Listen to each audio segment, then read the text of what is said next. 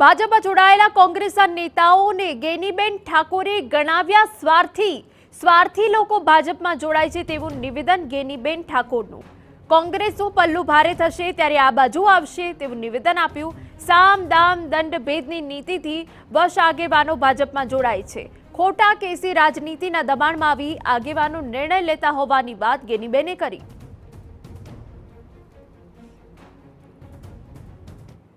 समय परिवर्तित थाय त्यारे बधु आज होय छे। बे लोकसभाना सांसदोथी भारतीय जनता पार्टी चालू कर्यो त्यारे ए बाजू त्यारे क्रेज छे एटले देशवार्थी लोको छे ए बाजू जशे। आ बाजू ज्यारे पल्लू भारू थशे तो एना ए लोको आ बाजू आवशे। एमना धंधा रोजगारनी बीको होय, परिवारो पर खोटा केसो करवा माटेनी अने आवी बधी ज्यारे एक पारदर्शक लोकशाही नथी रही એટલે ક્યાંક ને ક્યાંક લોકો ભયભીત થઈને આ રીતે આગેવાનો જવાબદારો નિર્ણય કદાચ લેતા હશે।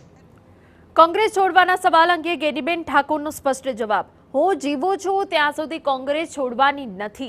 ભાજપ બાજુ ઓશીકું પણ નહીં કરું। કોંગ્રેસ સાથે છું અને રહીશ।